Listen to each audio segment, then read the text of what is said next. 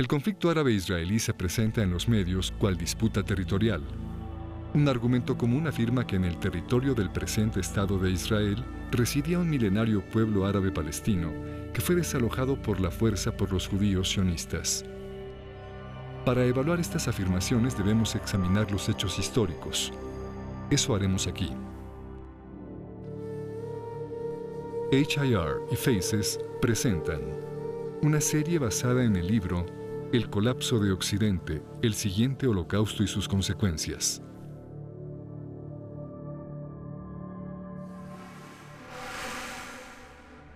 Fueron los romanos quienes, en el siglo II de la Era Común, primero usaron el nombre Siria-Palestina para Jerusalén y zonas aledañas. Era un uso incorrecto. En griego, Palestina quiere decir tierra de filisteos, pero los filisteos nunca ocuparon más que una pequeña tira en la costa mediterránea oriental, incluyendo parte de la actual franja de Gaza, y habían dejado de existir hacía siglos. Los romanos habían conquistado un lugar llamado Reino de Judá, y ellos mismos, al poseerlo, lo llamaron Provincia de Judea. Ambos nombres quieren decir País de Judíos. ¿Por qué entonces cambiaron los romanos el nombre a Siria-Palestina? La comunidad y religión judía se organizan alrededor de la ley de Moisés, la cual, de acuerdo al Éxodo, nació en una revuelta de esclavos. Esto explica que la ley de Moisés denuncie la opresión y proteja a los pobres. También explica las preocupaciones de la aristocracia castrense romana. En aquellos días los judíos eran una enorme población distribuida por todo el Mediterráneo. La mayor inquietud de los romanos era que la popularidad de la ley de Moisés entre los pueblos oprimidos del imperio pudiese desembocar en revolución. Para evitar ese desenlace, el imperio lanzó enormes matanzas de judíos que ahora recordamos como la Primera Guerra Judía, la Revuelta de la Diáspora y la Segunda Guerra Judía. De acuerdo a los historiadores, en su conjunto y en términos proporcionales, los romanos asesinaron quizá más judíos que Adolfo Hitler. Una vez concluido el genocidio, el emperador Adriano, luego de destruir Jerusalén en el siglo II, trajo griegos a poblarla y prohibió la entrada, so pena de muerte, a los judíos.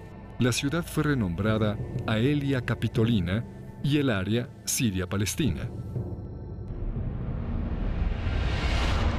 En términos políticos, Palestina quiere decir aquí no hay judíos ni se permiten.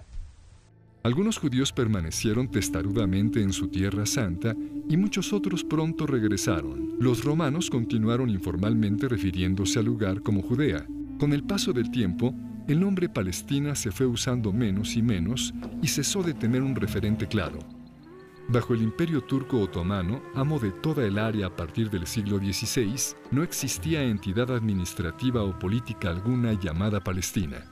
En el siglo XX, después de arrebatar Oriente Medio a los turcos en la Primera Guerra Mundial, los británicos revivieron el nombre cuando crearon el Mandato Británico de Palestina.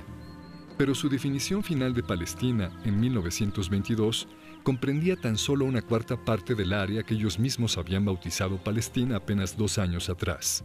Semejante arbitrariedad apoya la queja del historiador árabe Philip Hitti, quien atestiguara ante el Comité Anglo-Americano de Investigación en 1946. No hay en la historia ninguna Palestina, en lo absoluto. Pero si el nombre Palestina es una creación artificial del Imperio Romano y más tarde del Imperio Británico, entonces ¿quiénes son los así llamados palestinos?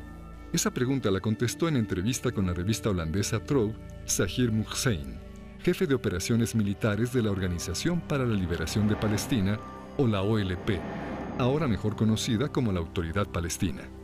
En una entrevista que otorgó la revista holandesa Trouw, Muhseen explicó: «Los árabes somos un solo pueblo.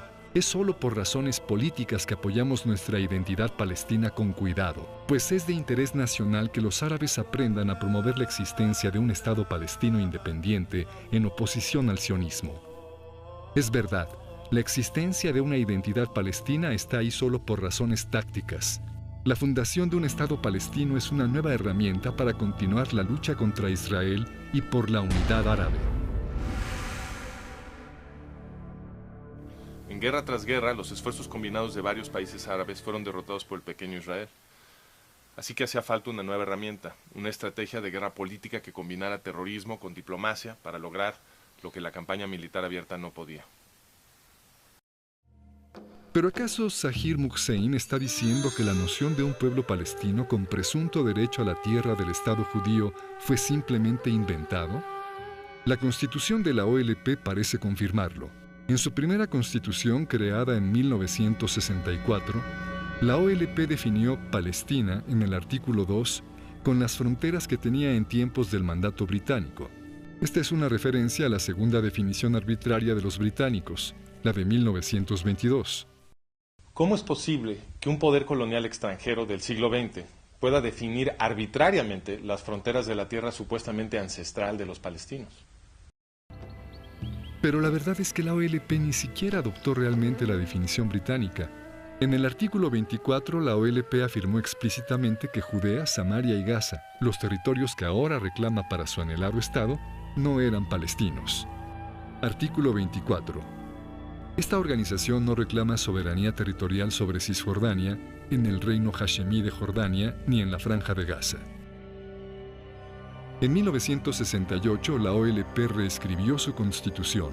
Esta vez la definición de Palestina ya no excluyó Gaza, Judea y Samaria, así que la OLP ahora sí estaba reclamando estos territorios. ¿Qué explica el cambio?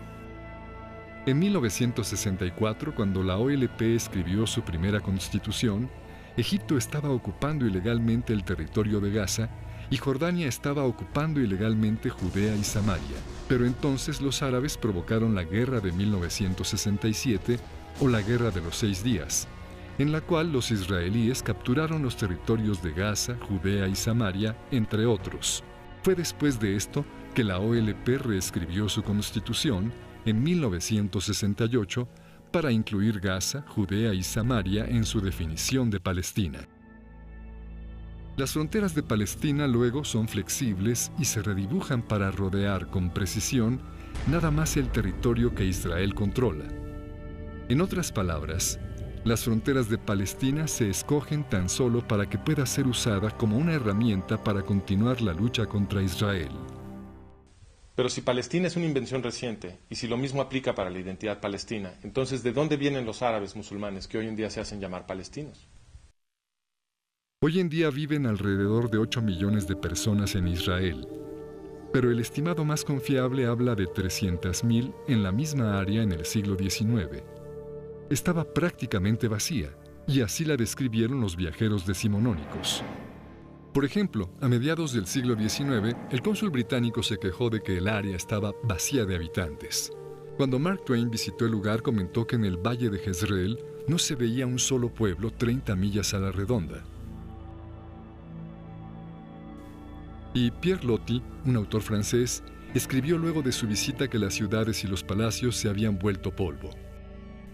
En un estudio histórico, Karl Hermann Voss explicó todo esto como resultado de la conquista árabe musulmana. En los 12 y medio siglos que hubo entre la conquista árabe del siglo VII y los comienzos del regreso de los judíos en los 1880s, Palestina fue yerma. Sus antiguos canales y sistemas de irrigación fueron destruidos y la maravillosa fertilidad de la que habla la Biblia desapareció para convertirse en desierto y desolación. ¿Y las pocas personas que ahí vivían, quiénes eran? La mayoría eran musulmanes, pero se dividían en varias identidades, algunas violentamente opuestas y ninguna de ellas palestina. También subsistían pequeñas comunidades judías en la mayoría de los asentamientos grandes y en los pueblos de la Galilea, y también había grandes poblaciones judías en Jerusalén, Hebrón, Safed y Tiberias. En Jerusalén, de hecho, los judíos eran mayoría. Un documento del consulado británico fechado en 1859 dice: «Los mahometanos de Jerusalén no exceden una cuarta parte de la población entera». En 1878, 2 años antes de que empezaran las migraciones sionistas, el sultán otomano lanzó una política de reasentamiento para atraer musulmanes, en su mayoría circasianos y argelinos.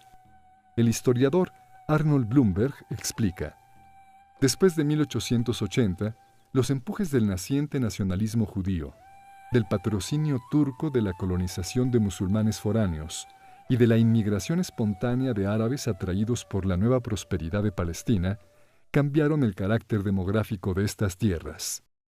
En 1878, enormes olas de inmigración musulmana comenzaron a llegar a lo que había sido en esencia un terreno baldío. Es obvio que la mayoría de quienes ahora se llaman palestinos no tienen raíces milenarias en aquel lugar. Esto lo confirma el comportamiento de la ONU, pues ha definido al refugiado palestino como cualquier no judío que hubiese partido durante la guerra de 1948 y cuya familia hubiese residido en el área tan solo 2 años. Sin esta definición, la población de así llamados refugiados palestinos se reduce casi a nada. Ahora bien, casi todo mundo reconoce que los judíos sionistas se asentaron sobre todo en tierra yerma que nadie usaba. El propio rey Abdullah, quien participaría en el esfuerzo por destruir el incipiente Estado judío en 1948, escribió en 1946: «Me asombré de ver los asentamientos judíos. Habían colonizado las dunas de arena, tomado agua de ellas y las habían transformado en un paraíso». El rescate judío de la tierra produjo un resplandor económico que atrajo a muchos árabes de países vecinos buscando una mejor vida. Y estos engordaron las filas de quienes más tarde se harían llamar palestinos. Muchos creen, sin embargo, que los judíos sionistas robaron las tierras sobre las cuales se asentaron. ¿Fue así? Esa pregunta la contestó Haj Amin al-Husseini, padre del movimiento palestino. En 1936, Husseini, muftí de Jerusalén, lanzó su cuarta oleada terrorista contra los judíos del mandato británico de Palestina. La llamó la Revuelta Árabe. Esta violencia duró hasta 1939. En 1937, el gobierno británico envió un equipo a investigar, encabezado por Lord Peel. Su misión era establecer lo que sucedía y por qué. Llamó a Husseini a comparecer como testigo. Sir Lori Hammond preguntó a Husseini si el problema era que los judíos habían tomado tierras árabes por la fuerza. Husseini contestó: «En la mayoría de los casos las tierras fueron adquiridas. Lo que pregunto es si fueron adquiridas por la fuerza, con compulsión, como si hubiesen sido adquiridas para uso público. No, no fue así. No fueron adquiridas por la fuerza. No. Pero entonces estas tierras que ascienden a los 700,000 dúnams, ¿de hecho fueron vendidas? Sí, fueron vendidas, pero el país fue puesto en condiciones para facilitar aquellas adquisiciones. No estoy seguro de estarle entendiendo. Fueron vendidas. ¿Quién las vendió? Los terratenientes. ¿Árabes? En su mayoría eran árabes. ¿Hubo alguna compulsión para que vendieran? Y si así fue, ¿de quién? Como en otros países, hay gente que se ve forzada por las circunstancias, las fuerzas económicas, a vender su tierra. Los terratenientes árabes que según Husseini habían sido forzados a vender sus tierras eran los Efendi, los grandes señores feudales de la zona. Ellos hacían lo que les viniera en gana. Nadie los forzó a vender. Y vendieron sus tierras menos productivas a precios altísimos. De hecho, la familia del mismo Husseini, terratenientes Efendi de primerísimo orden, lucraba tremendamente con estas ventas. Los Husseini primero amenazaban de muerte a los pequeños terratenientes si osaban cometer el así llamado crimen nacional de vender tierra a los judíos. Luego compraban esos predios a precios de bancarrota, los consolidaban y se los revendían a los judíos a precios de extorsión. El historiador Nathan Weinstock explica: en otras palabras, la propaganda hipernacionalista se convirtió en un negocio lucrativo, un fraude gangsteril al estilo estadounidense para la aristocracia árabe. En conclusión, es falso decir que un milenario pueblo palestino vio sus tierras arrebatadas por los judíos sionistas. Primero, porque no había tal pueblo palestino en esa tierra, y segundo, porque los judíos sionistas compraron las tierras de terratenientes árabes que las vendieron gustosos a precios muy por encima del precio de mercado. Para ver la documentación detallada que apoya las afirmaciones de este video, visita El colapso de Occidente, el siguiente holocausto y sus consecuencias. Parte 1, capítulo 1. Se ha dicho que Gran Bretaña se alió con los sionistas para establecer el Estado judío, pero los gobernantes británicos de hecho se aliaron con Haj Amin al-Husseini. Ese será el tema de nuestro siguiente video.